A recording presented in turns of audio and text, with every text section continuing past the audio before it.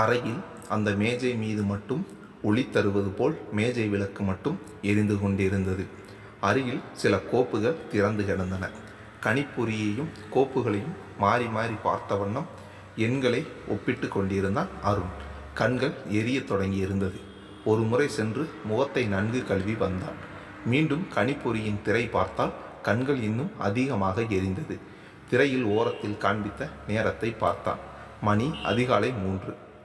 அதிகபட்சம் இன்னும் 1 மணி நேரம் கண் விழித்தால் வேலை முடிந்துவிடும். ஆனால் கண்கள் ஓய்வு வேண்டும் என்றது. மெதுவாக எழுந்து அவன் அறையை ஒட்டியிருந்த மேல் மாடத்துக்கு வந்தான். கைகளை தலைக்கு மேல் உயர்த்தி சோம்பல் முறித்தான். அவன் நின்ற இடத்திலிருந்து பார்த்தால் வீட்டின் பக்கவாட்டிலிருந்து தோட்டம் முழுவதும் தெரியும்.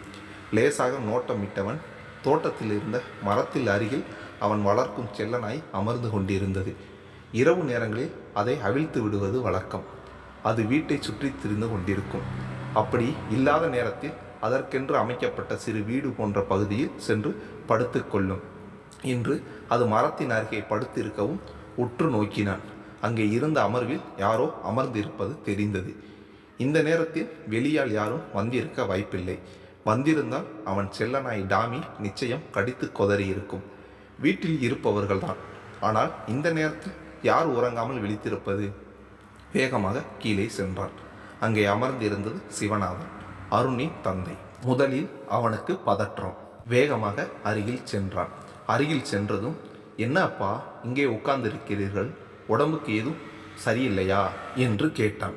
அருண், நீ தூங்கவில்லை? கொஞ்சம் வேலை இருந்தது. நீங்கள் ஏன் இங்கே அமர்ந்திருக்கிறீர்கள்? ஒன்றுமில்லை, தூக்கம் வரவில்லை. என்ன அப்பா, மணி 3க்கு மேல் ஆகிறது. இப்படி தூங்காமல் இருந்தால் உடம்பு என்ன ஆகும்? இப்போதான் வந்தேன், திடீரென்று தூக்கம் கலைந்து விட்டது. மீண்டும் தூக்கம் வரவில்லை. அதுதான் அப்படியே தோட்டம் பக்கம் வந்தேன். தூக்கம் வராத அளவுக்கு அப்பாவுக்கு பெரும் கவலை எதுவும் இருப்பதாக தெரியவில்லை. அவரின் தொழில் மிக சிறப்பாகவே நடக்கிறது. பாதி பொறுப்பை இப்போது அருண் தான் பார்த்து கொள்கிறான். காய்கனிகளை ஏற்றுமதி செய்யும் தொழிலில் நல்ல லாபம். பூர்வீக தொழிலான விவசாயத்தை மட்டும் பார்த்தால் முன்னேற முடியாது என்று நேர சந்தையில் சென்று வியாபாரம் செய்ய தொடங்கி இப்போது வெளிநாடுகளுக்கு ஏற்றுமதி செய்யும் அளவுக்கு வளர்ந்திருந்தார் சிவநாதன். வறுமை என்று எப்போதும் வாடியதில்லை என்றாலும் சாதாரண நடுத்தர குடும்பம் என்று இருந்த நிலைமை மாறி இப்போது பலருக்கு வேலை தருகிறார். குடும்பத்திலும் இறைவன் அருளால் எல்லாம் சிறப்பாகவே இருந்தது. மனைவி பார்வதி கணவன் பேச்சை அப்படியே கேட்கும் சாது. மூத்த மகன் அருண் இந்தியாவின் சிறந்த பல்கலைக்கழகத்தில் முதுகலை பட்டம் பெற்று 2 ஆண்டுகளாக தந்தைக்கு உதவியாக இருப்பது மட்டுமன்றி இப்போது புது தொழில் தொடங்க வேலை செய்து கொண்டிருக்கிறார். இளைய மகன் சத்யன் இன்னும் படித்து கொண்டிருக்கிறான். சிவநாதனுக்கு கவலைப்பட ஒரு காரணம் இருந்தது. படுக்கையில் இருக்கும் அவரின் அன்னை துளசி அம்மாள். வயோதிகத்தால் சில மாதங்களாக அவர் நடமாடுவது வெகுவாக குறைந்து விட்டது. தந்தை தூக்கமின்றி இருப்பது மகனுக்கு கவலையாக இருந்தது. அருண் மெல்ல கேட்டான், பாட்டியை பற்றி கவலைப்படுகிறீர்களா? அது ஒரு புறம் இருக்கிறது, இன்னொரு புறம் அண்ணன் நினைவு அடிக்கடி வருகிறது. அவர் விஷயத்தில் ஏதோ தவறு செய்துவிட்டேனோ என்று ஒரு கவலை. பெரியப்பா விஷயத்தில் நீங்கள் என்ன செய்திருக்க முடியும்? அவர் உடல் நலமின்றி நம்மை விட்டு போய்விட்டார். இப்போது ஏன் அவரை பற்றி நினைக்கிறீர்கள்? பெரியப்பாவின் குடும்பம், நான் அவர்களை கண்டுகொள்ளவில்லையே. அதில் உங்கள் தவறு ஏதும் இல்லை. அது தாத்தாவின் முடிவு. தேவையில்லாமல் யோசித்து உடலை கெடுத்து கொள்ள வேண்டாம். வாருங்கள் சென்று படுக்கலாம் என்று மகன் அழைத்தான்.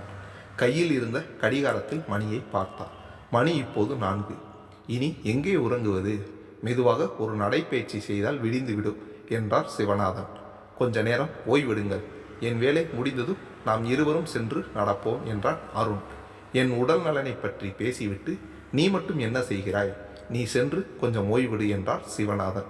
சென்னைக்கு காரில் செல்லும் போது தூங்கிக் கொள்வேன். இன்னும் 1 மணி நேர வேலைதான் என்று சமாதானம் சொன்னான். சிவநாதன் அவர் அறைக்குள் செல்வதை பார்த்த பின் அவன் அறைக்கு வந்தான். சில நிமிடங்கள் தந்தையின் வார்த்தைகள் அவன் வேலையை செய்ய விடவில்லை. இப்போது ஏன் அப்பா திடீரென்று அவர்கள் நினைவாக இருக்க வேண்டும்? தலையை சிலிர்ப்பிக் கொண்டு வேலையை தொடர்ந்தான். புதிதாக சென்னையில் அவன் தொடங்கவிருக்கும் உட்புற வடிவமைப்பு சார்ந்த முதலீடு குறித்த விவரங்கள்.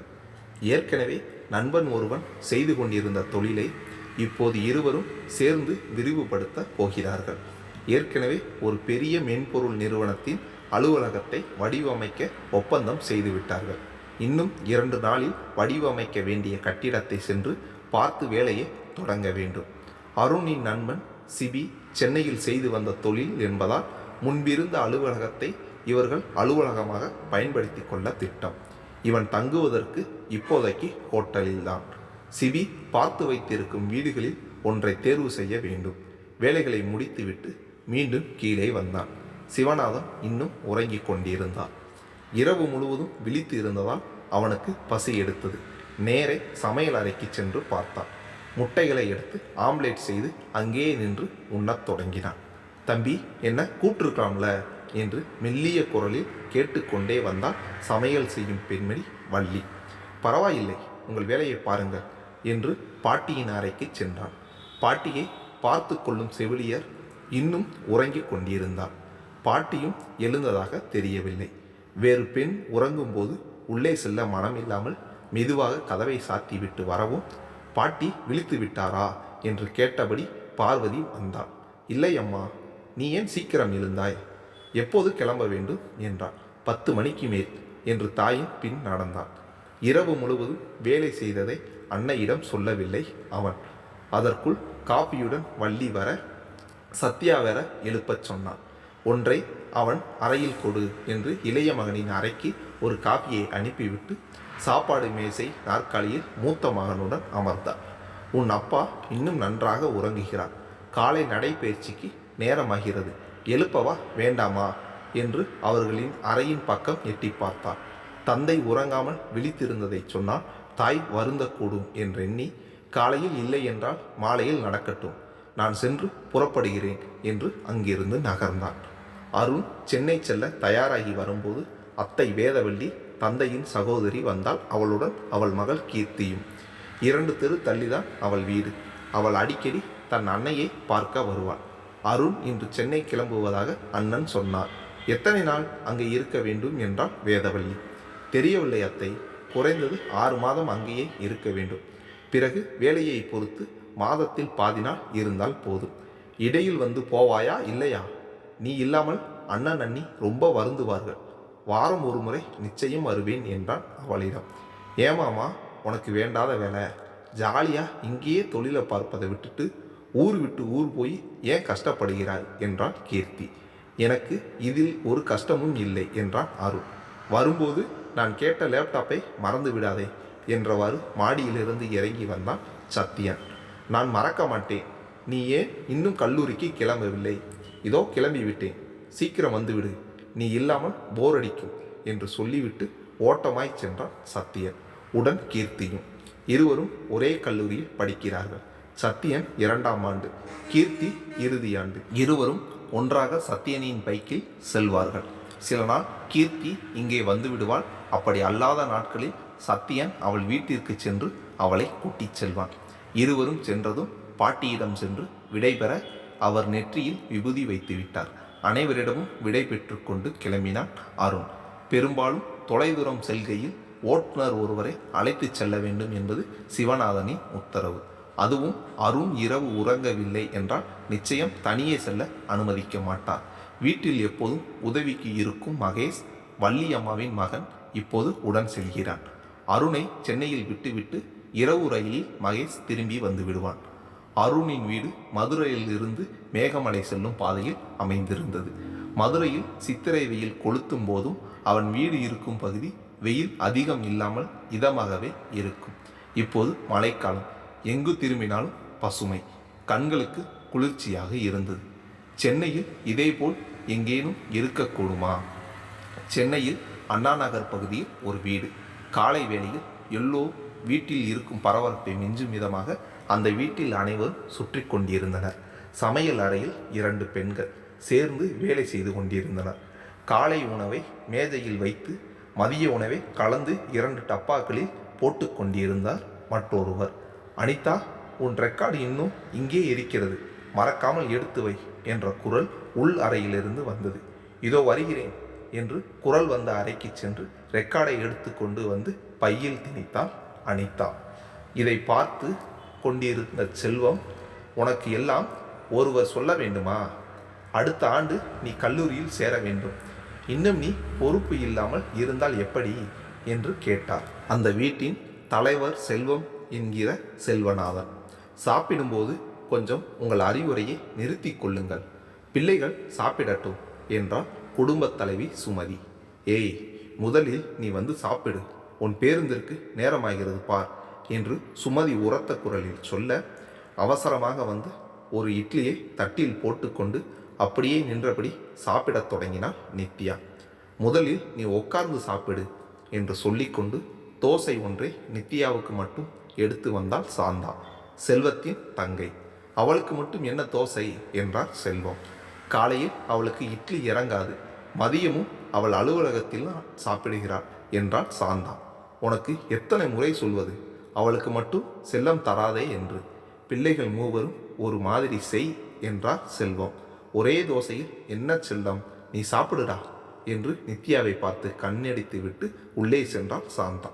நீங்கள் என்ன சொன்னாலும் உங்கள் தங்கை கேட்கப் போவதில்லை, எல்லோரும் சாப்பிட்டு விட்டு சீக்கிரம் கிளம்புங்கள் என்று உள்ளே சென்று 2 மதிய உணவு டப்பாக்களை எடுத்து வந்தாள் சுமதி. செல்வம் ஒன்றையும் அனிதா ஒன்றையும் எடுத்துக்கொள்ள, நீ ஒழுங்காக மதியம் கேண்டீனில் சாப்பிடு, படிப்பு என்று உடம்பை கெடுத்து கொள்ளாதே, சுவர் இருந்தால்தான் சித்திரம் என்று சுமதி சொல்லி கொண்டிருந்தது அரவிந்துக்கு. இது மட்டும் அறிவுரை இல்லையா என்றார் செல்வம். அரவிந்த், அனிதா, நித்யா மூவரும் சிரித்தனர். நித்யா இளங்கலை முடித்து வேலைக்கு செல்ல தொடங்கி இருக்கிறார். அனிதா இப்போது 12ஆம் வகுப்பு. அரவிந்த் மருத்துவம் 3ஆம் ஆண்டு படிக்கிறார். நித்யா அலுவலகத்தில் நல்ல தரமாக உணவு வழங்கப்படும். அரவிந்துக்கும் கல்லூரி கேண்டீன் உணவு தான். கல்லூரி 1ஆம் ஆண்டு மட்டும் வீட்டிலிருந்து எடுத்து சென்றவன் நண்பர்கள் எல்லோரும் கேண்டீனில் சாப்பிடும்போது அவன் மட்டும் டப்பாவில் எடுத்து சென்றால் ஒரு மாதிரி இருக்கும் என்று சுமதி அவனை கேண்டீனில் சாப்பிடும்படி கூறினான். அனிதா செல்வத்துடனும் நித்யா அரவிந்தனுடன் புறப்பட வழி அனுப்பி வைத்துவிட்டு உள்ளே வந்தாள் சுமதி. நால்வரையும் காலையில் அனுப்பி வைக்கும் வரை சுமதிக்கும் சாந்தாவிற்கும் மூச்சு விடக்கூட நேரம் இருக்காது. காலை மதிய உணவு சமைத்த பாத்திரங்களை சுத்தம் செய்து வீட்டை சுத்தம் செய்து இவர்களுக்கும் சிற்றுண்டி சாப்பிட்டு முடிக்கவும் கடையில் வேலை செய்பவர் வரவும் சரியாக இருக்கும். 2 பெண்களும் சேர்ந்து ஒரு ஆடை தைக்கும் கடையை நடத்துகிறார்கள். பல வருடங்களாக இருவரும் சிறப்பாக செய்வதால் நிறைய வாடிக்கையாளர்கள். இவர்கள் இல்லாமல் 2 பெண்கள் ஒரு ஆண் என்று 3 வேலை செய்கிறார்கள். இவர்களிடம் பணி செய்யும் கலா மற்றும் அன்னம் இருவரும் 20களில் இருப்பவர்கள். முருகன் இவர்கள் தொழில் தொடங்கிய காலத்திலிருந்து தைத்து கொடுப்பவர். இருவரும் சென்று வீட்டை ஒட்டியே இருந்த அவர்கள் கடையை திறந்தனர். சென்னையில் சற்று நெரிசல் இல்லாத பகுதி என்றாலும் வீடுகள் அதிகம் இருக்கும் பகுதி. முன்புறம் சிறு தோட்டமாக இருந்ததை பெண்களின் தொழில் சிறப்பாக செல்வதால் அவர்களுக்காக தனியே ஒரு பெரிய அறையை கட்டி கொடுத்தார் செல்வம். வீட்டின் முன்பகுதியில் கடை அமைந்திருந்தது. வீட்டின் மதில் உள்ளே வந்தால் முதலில் தெரிவது அவர்களின் கடைதான். கடையினுள் வருவதற்கு வீட்டுக்குள்ளேயே ஒரு வழி அமைந்திருந்தது. வீட்டில் மற்ற வாயிலை பூட்டிவிட்டு இவர்கள் கடையின் உள்ளே சென்றால் மதிய உணவுக்கு மீண்டும் வீட்டிற்குள் வருவார்கள். இடையில் வேலை குறைவாக இருந்தால் மட்டும் சிறிது நேரம் ஓய்வு எடுப்பார்கள். நித்யா வேலை செய்யும் நிறுவனத்தில் பேருந்து ஏற்பாடு செய்திருந்தனர். காலையும் மாலையும் அவள் பேருந்தில் சென்று வருவாள். பெரும்பாலும் கல்லூரிக்கு செல்லும் முன் அரவிந்த் நித்யாவை அவள் பேருந்து நிறுத்தத்தில் விட்டுவிட்டு செல்வான். அவள் அலுவலகத்திற்கு செல்ல சாலை நெரிசலில் 1 மணி நேரம் ஆகும். நித்யா கல்லூரியில் படிக்கும்போது வேலை கிடைத்தது. கல்லூரி தோழிகள் சிலர் அதே நிறுவனத்தில் பணியாற்றினார்கள். அவளின் அலுவலகம் 10 மாடிகள் கொண்ட கட்டிடத்தில் முதல் 4 தளத்தில் இருந்தது. இவளுக்கு 4வது தளம். இன்னும் ஒரு வாரத்தில் அவளின் பயிற்சி காலம் முடிகிறது. பயிற்சி முடிந்ததும் ஒரே பிரிவில் அவளுக்கும் அவள் தோல்வி அருணாவுக்கும் வேலை அமைந்தால் நன்றாக இருக்கும். அதை பற்றி யோசித்து கொண்டே தன் இருக்கையில் அமர அருணா ஏற்கனவே வந்திருந்தாள். கல்லூரியில் இருந்தே இருவரும் நல்ல தோழிகள். முதலில் இமெயிலை பார் என்றாள் அருணா. என்ன என்று கேட்டபடி அவள் கணினியை இயக்கினாள். இன்று மாலைக்குள் வேலை குறித்தும் அவர்கள் வேலை செய்யவிருக்கும் குழு பற்றிய தகவல் வரும் என்று செய்து வந்திருந்தது என்றால் சற்றே கவலையாக. கல்லூரியில் தேர்வாகி இருவரும் ஒன்றாக வேலையில் சேர்ந்தனர். பயிற்சி காலத்திலும் இருவரும் ஒன்றாகவே அமைந்தது. ஆனால் ப்ராஜெக்டும் அப்படி அமையும் என்று சொல்ல முடியாது. நித்யாவிற்கு சற்றே கவலையாக இருந்தது. அவள் படித்த கல்லூரியிலிருந்து பலர் இதே நிறுவனத்தில் சேர்ந்து இருந்தாலும் இவளுடன் அருணா மட்டுமே ஒன்றாக பயிற்சிக்கு வந்தார். மற்றவருக்கெல்லாம் வேறு தளங்கள், வேறு மென்பொருள் தொழில்நுட்பம் சார்ந்த பயிற்சி. மதியம் வரை இருவரும் சேர்ந்து இதுவரை பயின்றதை கலந்துரையாடினர். இன்னும் ஒரு வாரம் நிச்சயம் இருவரும் ஒன்றாக இருக்கலாம். அதன் பின் எப்படியோ. மாலையில் வீட்டை அடைந்தால் நித்யாவிற்கு அலுவலகம் பற்றி நினைப்பே இருக்காது. அரவிந்த் அனிதாவுடன் வம்பிழுப்பது, அம்மாவுக்கும் அத்தைக்கும் ஏதாவது உதவி செய்வது என்று நேரம் பறந்துவிடும். அதுவும் இப்போது அவள் வீட்டை அடையும் போது இரவு 7 ஆகிவிடும். சில முறை வழியில் விற்கும் மசாலா பொரி, சோன் பப்படி என்று ஏதாவது வாங்கி வருவாள். முன்பு எல்லாம் எல்லாவற்றையும் ஒரு கை பார்க்கும் அரவிந்த் மருத்துவம் பயில தொடங்கியதிலிருந்து அது கூடாது, இது கெடுதல், இவை சுத்தம் இல்லாமல் தயாரிக்கப்படுவது என்று மற்றவர்களையும் உண்ண விடுவதில்லை. இன்று வரும்போது வழியில் மசாலா பொரி அவளை இழுத்தது. ஒரே பொட்டலம் மட்டும் வாங்கி வீட்டிற்குள் செல்லும் முன் சாப்பிட்டு விடலாமா என்று யோசித்தாள். அனிதாவுக்கு இது பிடிக்குமே. அவளை விட்டு சாப்பிடவும் மனம் வரவில்லை. அரவிந்துக்கு தெரியாமல் அவளிடம் கொடுக்கலாம் என்று 2 பொட்டலங்களை வாங்கினாள். அவள் வீட்டை அடையும் போது சாந்தா, சுமதியின் கடையில் இன்னும் ஆட்கள் இருந்தனர். பண்டிகை நேரம் தவிர பணி செய்யும் மூவரும் 6 மணிக்கு மேல் இருக்க மாட்டார்கள். அதற்கு பின் வரும் வாடிக்கையாளர்களை கவனிப்பது வீட்டு பெண்கள் தான். வீட்டிற்குள் செல்லும் முன் கடைக்குள் சென்று உதவி தேவையா என்று விசாரித்துவிட்டு பிறகு வீட்டிற்குள் செல்வது நித்யாவின் வழக்கம். ஆனால் இன்று உதவி செய்ய நேர்ந்தால் பொறி நமைத்து போய்விடும். நேராக அனிதா இருந்த அறைக்கு சென்றான். 3 படுக்கை அறைகள் கொண்ட வீடு. சமையலறை, அதை ஒட்டியே டைனிங் ஹால். டைனிங் ஹாலிலிருந்து ஒரு படுக்கை அறைக்கு செல்ல வேண்டும். சமையலறை, டைனிங் ஹால் மற்ற 2 படுக்கை அறைகளை இணைப்பது போல் ஒரு பெரிய ஹால். டைனிங் ஹாலில் ஒட்டிய அறை அனிதா, நித்யா உடையது. சாந்தாவுக்கு அந்த அறைதான். இடையில் இருப்பது செல்வம், சுமதியின் அறை. அடுத்து அரவிந்தின் அறை. வீட்டையும் கடையையும் இணைக்கும் கதவு அரவிந்தின் அறையை ஒட்டிதான் இருக்கும். அவனுக்கு தெரியாமல் எடுத்து செல்ல வேண்டும் என்று சத்தமின்றி சென்றான். அரவிந்தின் அறை கதவு பாதி மூடப்பட்டிருந்தது. அனிதா ஏதோ எழுதி கொண்டிருந்தாள். சத்தம் இல்லாமல் அருகில் சென்று 2 பொட்டலங்களை அனிதாவிடம் காண்பித்தார் நித்யா. ஹே, மசாலா பூரி என்று அலறினான். அரவிந்த் வந்துவிடப் போகிறான் என்று இருவரும் ஆளுக்கொன்று திறந்து உண்ணத் தொடங்கினர். தள்ளுவண்டியில் வாங்கி அப்போதே சாப்பிடும் சுவை இல்லைதான்.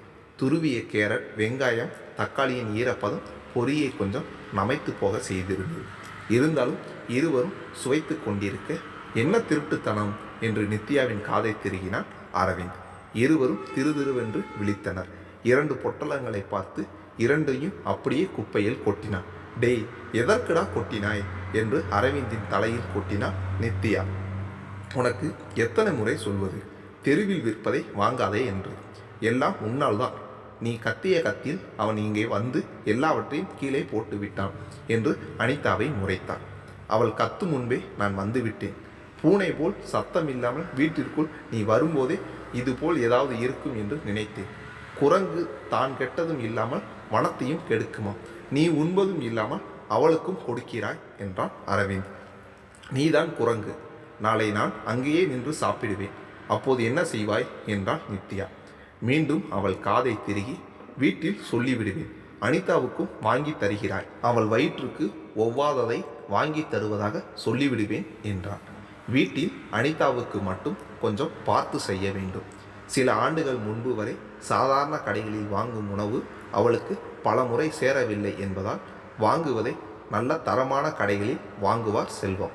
அனிதாவின் ஒவ்வாமை முன்பு போல் இல்லை என்றாலும் வீட்டில் மற்றவர்களும் அதைத்தான் கடைபிடிப்பார்கள். நித்யா அவ்வப்போது தெருவில் விற்பதை வாங்கி உண்பாள், பெரியவர்களுக்கு தெரியாமல்.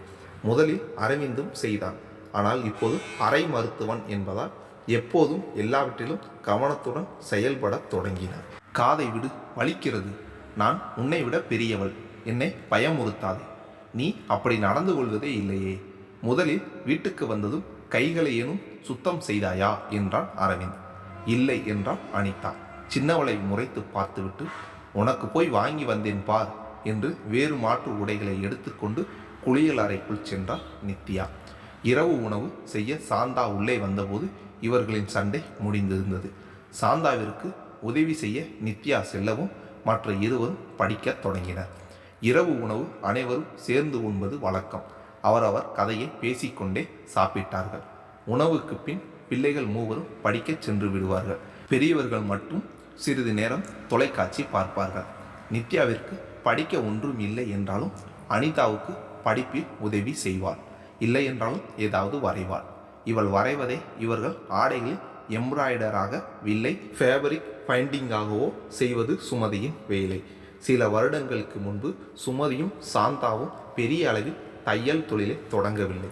3 பிள்ளைகளின் படிப்பு, வீட்டு செலவு எல்லாம் செல்வத்தின் சம்பளத்தில் அடக்க வேண்டும். அப்போது மிகவும் சிக்கனமாகவே இருந்தார்கள். பண்டிகைக்கு பிள்ளைகளுக்கு பெரிய விலையில் ஆடைகள் எடுக்க முடியாது. சாதாரண துணியில் எம்ப்ராய்டரி, சுமதியின் கல்வேலை என்று பதித்து அழகாக்கி விடுவார் சுமதி. சுமதியின் வேலையை பார்த்து சாந்தாவும் கற்றுக்கொண்டாள். கணவனை இழந்து பிறந்த வீட்டிற்கு அவள் வந்தபோது பெற்றோர்கள் உயிருடன் இல்லை. அண்ணனும் அண்ணியும் அவளை சிறு தயக்கமின்றி ஏற்றுக்கொண்டனர். அவர்களுக்கு அவளால் ஆன உதவியை செய்ய முடிவெடுத்தாள். அவள் செல்வமும் வேலை இடைமாற்றம் என்று சென்னைக்கு குடும்பத்துடன் வந்தாள். அப்போது ஊரில் இருந்த வீட்டை விற்று இங்கே வந்ததும் ஒரு மனையை மட்டும் வாங்கினார்கள். பிள்ளைகளின் படிப்பை செல்வத்தின் நிர்வாகம் அவர்களின் பள்ளியில் இலவசமாக தந்தது. முதலில் சிறியதாக ஒரு வீட்டை கட்டி கொண்டு இருந்தனர்.